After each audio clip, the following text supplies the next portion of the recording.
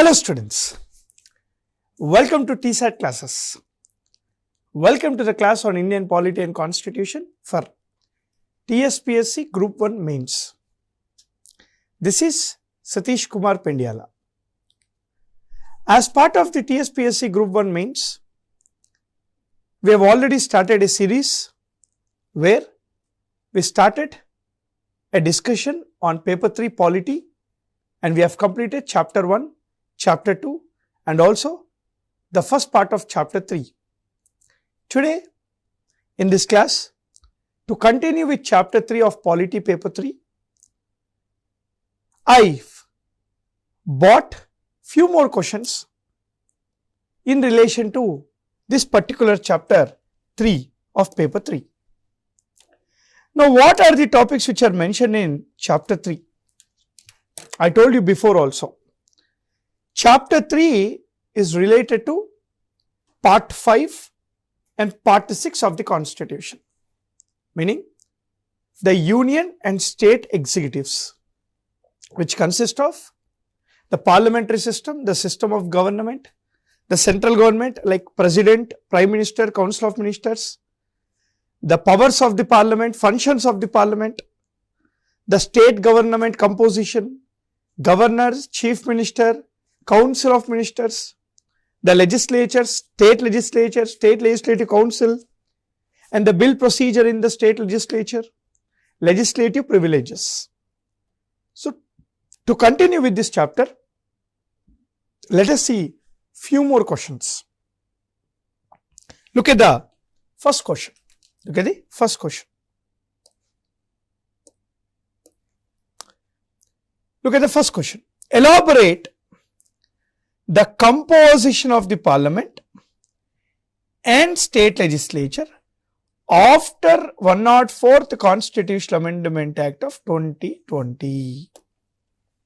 It is asking me to elaborate the composition of the Parliament and state legislature. So, we need to discuss the composition of the Parliament as well as the state legislature after 104th Constitutional Amendment Act of 2020. Let us see. Simple. Parliament.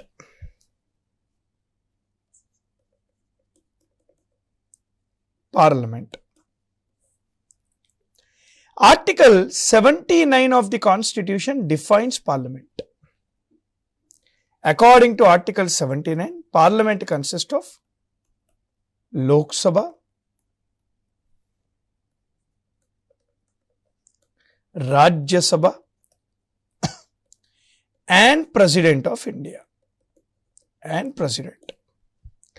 Lok Sabha is also called House of People or Lower House. Rajya Sabha is also called Council of States or Upper House. Article 52 of the Constitution says there shall be a President for India. Article 80 of the Constitution defines Rajya Sabha. Article 81 of the Constitution defines what is Lok Sabha. Okay. Who is the head of the Lok Sabha? The head of the Lok Sabha is the Speaker.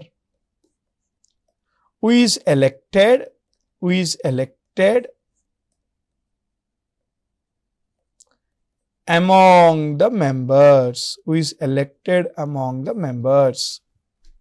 Who is elected among the members? Who is the head of the Rajya Sabha? The head of the Rajya Sabha is the chairman. Head of the Rajya Sabha is the chairman. Who is chairman? The Vice President of India. The Vice President of India is the chairman of the Rajya Sabha. Article 63 of the Constitution says there shall be a Vice President for India. Now, let us see the composition of the Lok Sabha first. The maximum strength of the Lok Sabha, is 552. The present strength of the Lok Sabha is 545. Out of 552, 530 are from states, up to 20 from union territories, and 2 are from Anglo-Indian communities. Presently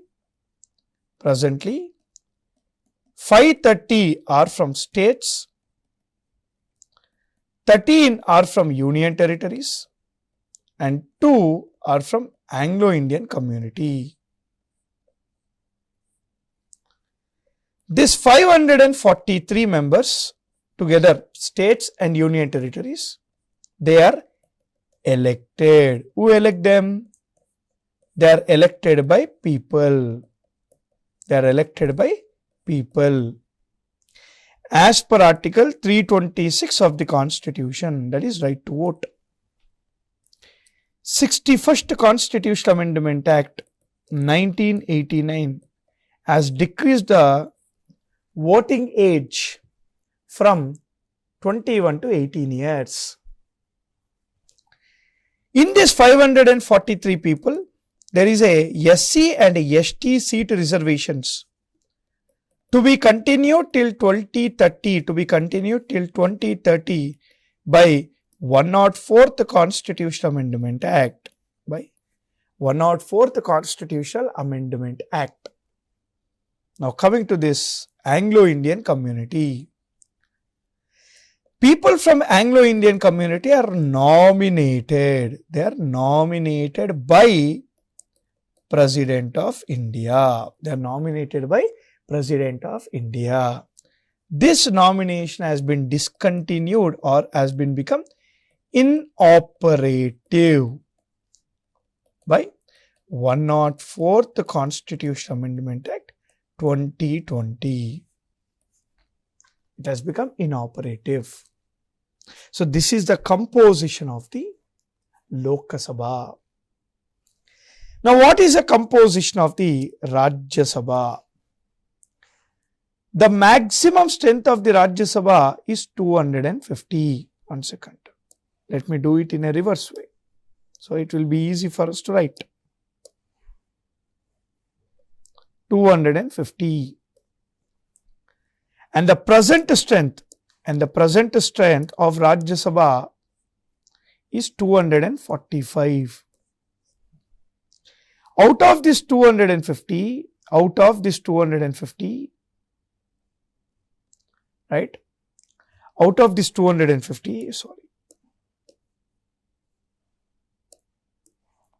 out of this 250, 238 are elected and 12 are nominated. Now presently out of this 245, 233 are elected and 12 members are nominated. They are elected. Who elect the Rajya Sabha members? They are elected by the MLAs of State Legislative Assembly following Schedule 4 of the Constitution. And up to 12 members are nominated. Up to 12 members are nominated by President of India. Nominated. They are nominated by President of India, who belong to 4 different categories. The first one is arts, literature, social service, and technology. This is the overall composition of the Parliament after 104th Constitutional Amendment Act. The maximum strength is 552. The present strength is 545. This has been increased by 31st Constitutional Amendment Act. Right? It was actually 525 only.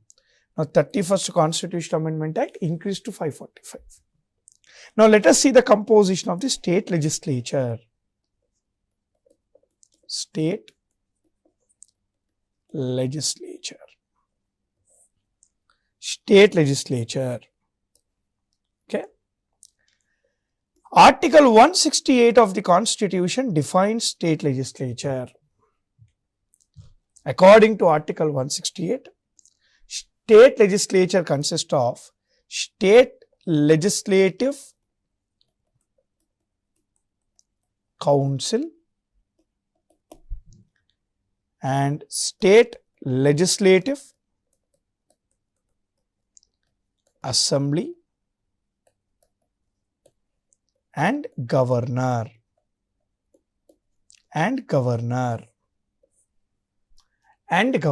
These members are called MLAs and these members are called MLCs. It is not compulsory for a state to have a state legislative council. Article 169 of the Constitution deals with creation or abolition of the council. As on today, there are 6 states in India where there is a state legislative council: Andhra Pradesh, Telangana, Karnataka, Maharashtra, UP and Bihar. Article 170 defines the composition of the assembly. 171 talks about the composition of the council. The head of the assembly is the speaker, who is elected among members. The head of the assembly is the speaker, who is elected among the members. The head of the council is a chairman, who is also elected among the members.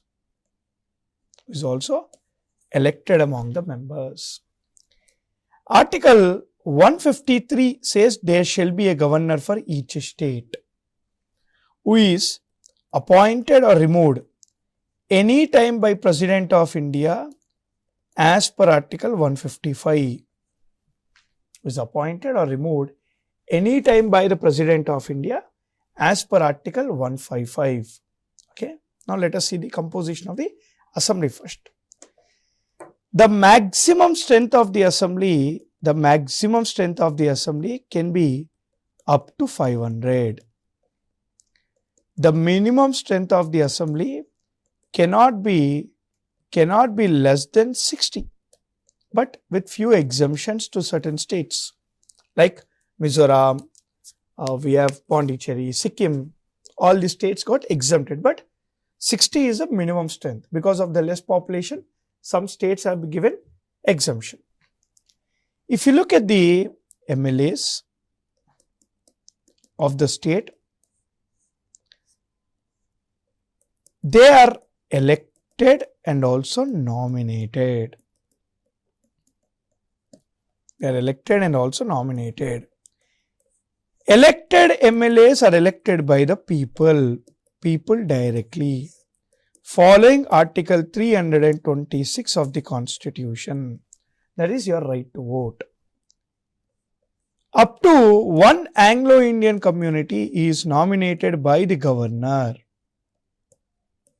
and this Anglo-Indian community is made inoperative by 104th Constitutional Amendment Act 2020.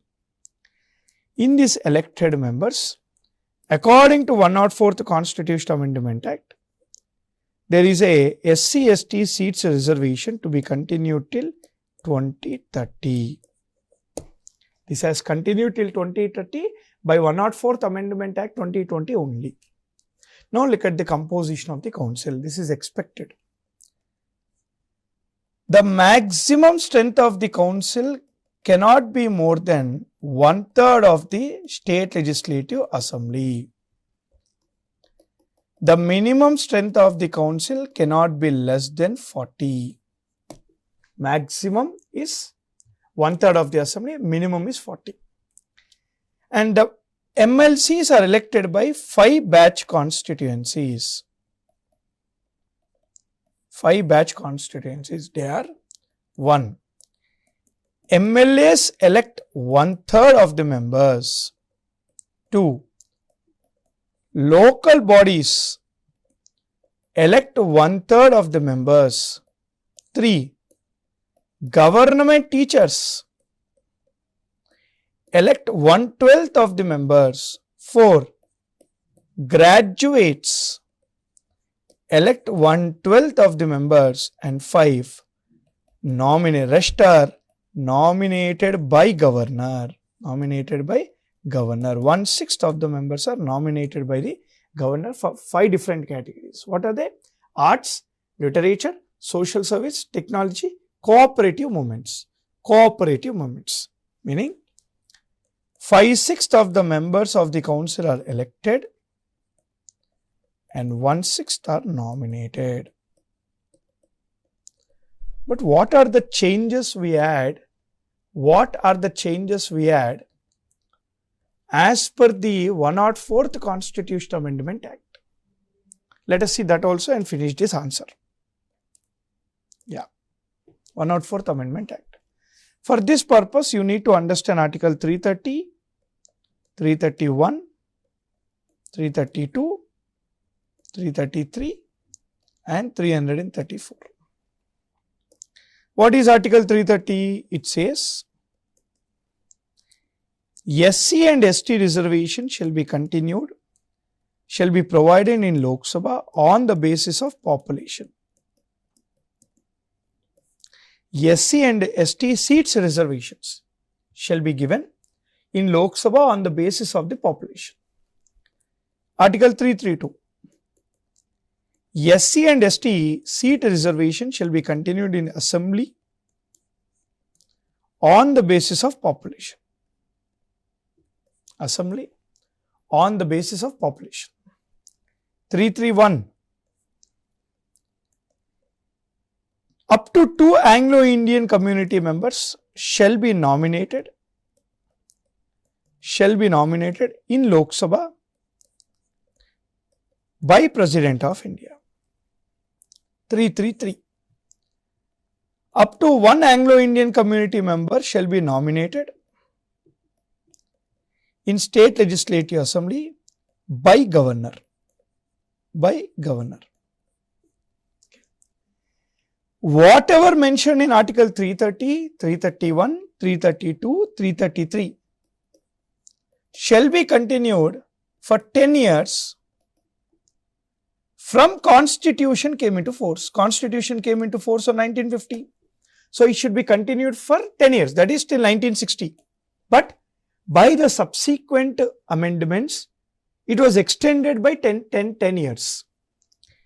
95th Constitutional Amendment Act made 10 years as 70 years. That is 70 years from 1950. That is till 2020. Now, 104th Constitutional Amendment Act has replaced 70 years with 80 years. That is 80 years from 1950 till 2030. So, these reservations now will continue till January 26th, 2030. That is the meaning. So, this is the answer you need to give for this question. Okay. Let us see the next question now. Let us see the next question. Right. Very important. Look at this question. Under what circumstances the governor of the state can reserve a state legislature bill to President of India? Very important. See, Article 200 and Article 201 talks about this. Okay. Now look at the screen. When a bill is passed in the state legislature,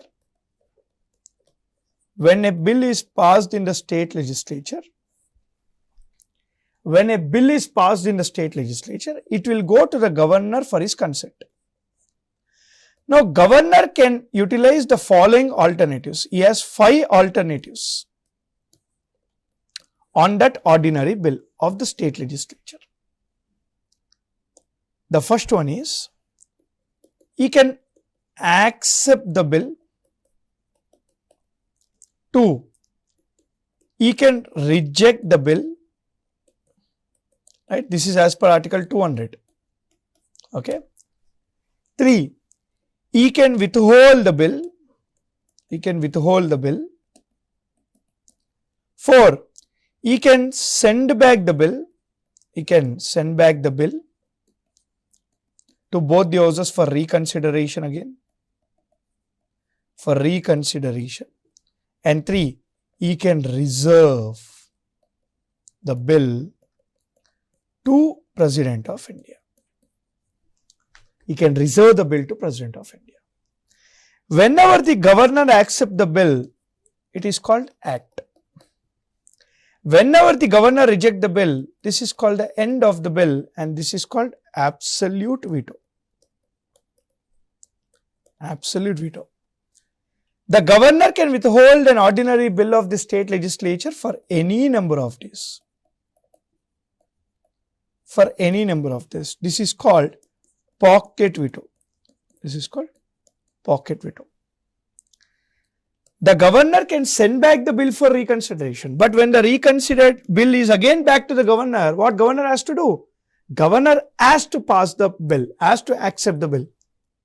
And this power of the governor is called suspensive veto. Right?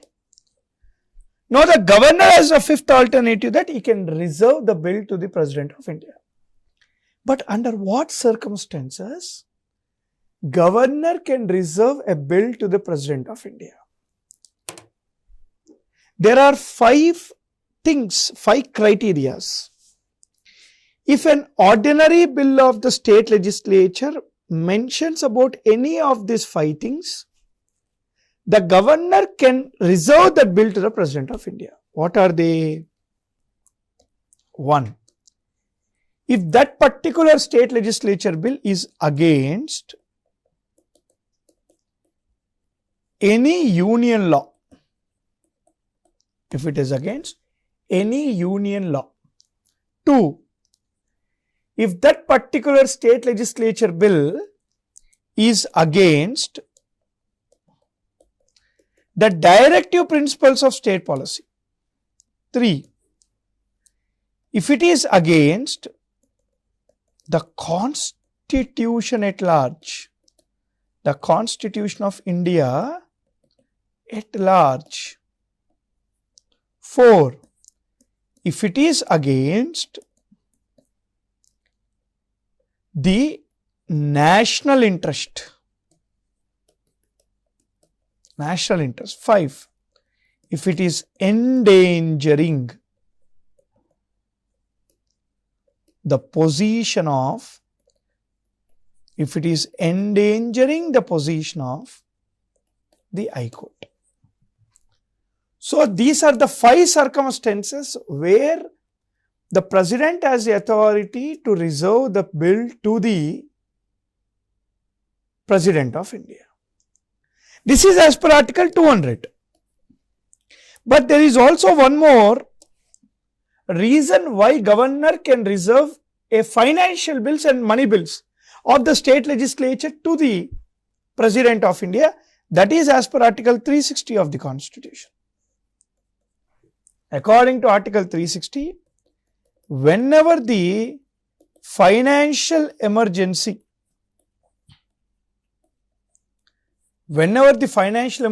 is in force, it is compulsory for the governor, of the state to reserve the money bills and financial bills of the state to the President of India. So these are the circumstances where you reserve the certain bills of the state legislature to the President by the governor. This is one of the expected question we have. Okay. Now let us see the next question. Right. Explain the following in detail. See, there are 5 things. Imagine this question is 10 marker. So each has 2 marks. Okay. Now let us see this. Firstly, Article 85. Article 85 talks about 3 things. 1, 2 and 3. That is summoning, prorogation of parliament sessions and dissolution of Lok Sabha by the President of India. The President has the authority to start or stop the session of the Parliament, or the President has the authority to dissolve the Lok Sabha. But whenever he do this, he has to follow the advice of the government. Article 85 talks about summoning, starting a parliament session, prorogation, stopping a parliament session. Generally, we have 3 sessions in a year. They are budget session, generally in the month of February, March, monsoon session, July, August, winter session, November, December. So, a session can be started or stopped by the President of India as per Article 85. Now, what is Article 87? Article 87 talks about motion of thanks. This is in news many times. Now, what is the meaning of motion of thanks? Motion of thanks is a thanking speech given by the President of India. It is a thanking speech given by the President of India in 2 circumstances. 1. Every year before the start of the first meeting of the or first session of the Parliament. Every year before the start of the first session of the Parliament. 2. After every 5 years, before the first sitting of newly formed Lok Sabha. Every year before the start of the first session of the Parliament, after every 5 years, before the first meeting of newly formed Lok Sabha, new Lok Sabha's first meeting. This is called motion of thanks, as discussed in Article 87. What is Article 102? Article 102 talks about disqualification of members. Members are disqualified. According to Article 102 of the Constitution, members can be disqualified for the following reasons, and there are certain things which makes the members disqualified. 1. When he loses his Indian citizenship. 2. When he is having office of profit. 3. When he is of unsound mind or mentally retarded. 4. When he is under anti-defection law. And 5. Any other disqualifications mentioned in the law made by the Parliament. Did Parliament made any law? Yes. What is that law? Representation of People's Act 1951. Okay. Now look at Article 105. What is Article 105? Article 105 talks about parliamentary privileges. Privileges to the members of the Parliament. There are 2 types of privileges to the parliamentarians. Collective privileges, individual privileges. Now what is the meaning of collective privileges? Collectively, Lok Sabha can have an open session or a secret sessions. Collectively, the Parliament, collectively, Parliament can conduct secret sessions, not allowing media, not allowing any visitors. Collectively, the Parliament can publish a journal, publish a newspaper, publish an article. Collectively, Parliament can set up an inquiry commission. These are collective privileges. Now, what is individual privilege? As an MP of the Parliament, you have right to absolute speech and expression. Your speech and expression is absolute. 2. While the session is going on, 40 days before the session, 40 days after the session, no member of the Parliament can be no member of the parliament can be arrested or called as a witness without the permission of the presiding officer. This is your article 105. Now what is article 118? Article 118 is nothing but ROP-COB. ROP-COB. Now what is ROP-COB? Rules of procedure and conduct of the business. According to article 118 of the Constitution, Parliament can frame its own rules and procedures to run the administration, to run the proceedings of the House. So this is your some mains questions related to this particular chapter.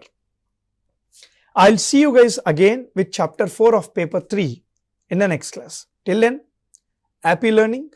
Jai Hind.